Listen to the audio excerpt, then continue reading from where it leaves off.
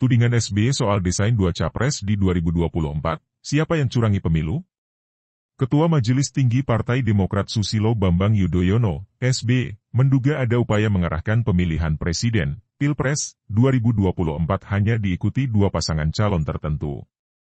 Dia juga menyebut ada kemungkinan Pilpres berjalan tak adil, alias penuh kecurangan.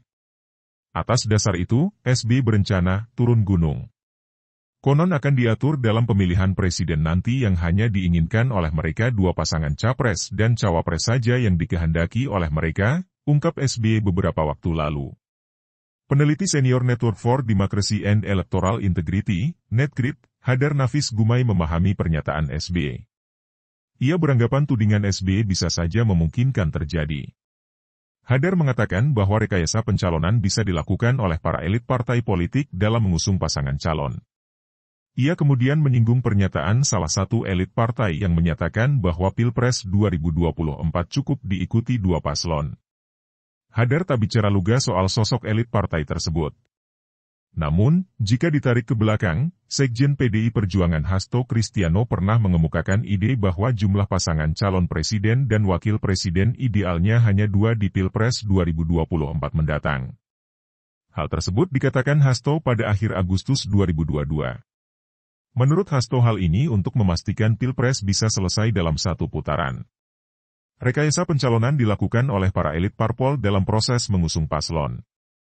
Padahal kita memberi ruang untuk setiap parpol peserta pemilu dapat mengajukan paslon, ungkap Hadar.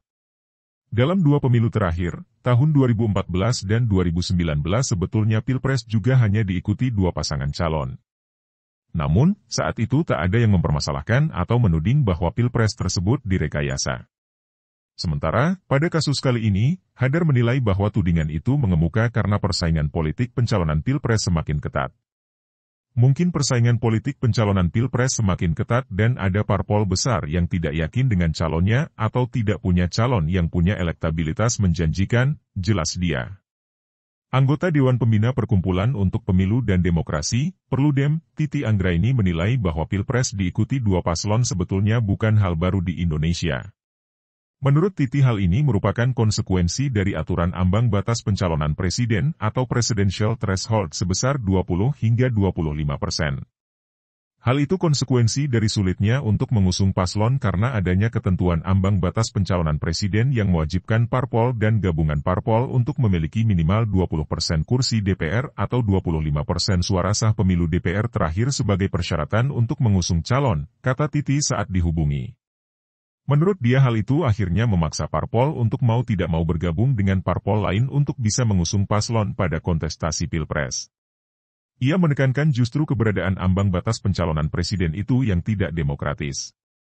Pasalnya, aturan itu menghambat partai-partai peserta pemilu untuk bisa mengusung kader terbaiknya di pemilu dan merupakan perlakuan yang tidak setara bagi para parpol peserta pemilu. Ketentuan soal ambang batas pencalonan presiden tercantum dalam Undang-Undang Nomor 7 Tahun 2017. Ketentuan ini sudah berulang kali digugat ke Mahkamah Konstitusi, MK, namun selalu gagal. Ketentuan itu memang problematik karena sudah berulang kali diuji ke MK, namun MK bergeming dengan alasan hal itu adalah kebijakan politik hukum terbuka pembuat UU, jelas Titi. Peta koalisi pencalonan akibat ambang batas pencalonan presiden itu akhirnya sepenuhnya elitis dan bergantung penuh pada kehendak elit atau pimpinan parpol, ungkap dia menambahkan. Menurut Titi hal ini berimbas pada pemilih dan pengurus daerah ditinggalkan dan sama sekali dan tidak punya ruang untuk berpartisipasi dalam proses yang berlangsung. Padahal, seharusnya proses tersebut berangkat dari aspirasi dari bawah.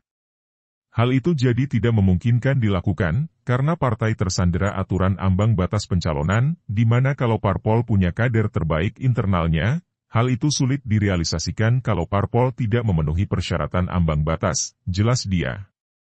Titi menjelaskan bahwa keberadaan ambang batas pencalonan presiden itu justru berpeluang menciptakan proses koalisi yang tidak alamiah, transaksional, dan oligarkis.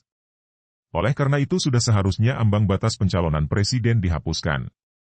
Sebab, walaupun parpol beritikat baik mengusung calon, namun kalau konsensus atau kesepakatan di antara parpol tidak tercapai soal siapa yang akan diusung, hal itu juga tidak akan terwujud. Idealnya Pilpres hadir dengan calon-calon yang beragam, bukan hanya dua pasangan calon yang potensial membelah persatuan masyarakat akibat politik emosional yang digunakan, jelas Titi. Tapi lagi-lagi karena regulasi memaksa parpol yang kursi dan suaranya tidak cukup untuk berkoalisi, maka koalisi pencalonan bisa terbentuk atau tidak sepenuhnya bergantung pada elit partai, pungkasnya.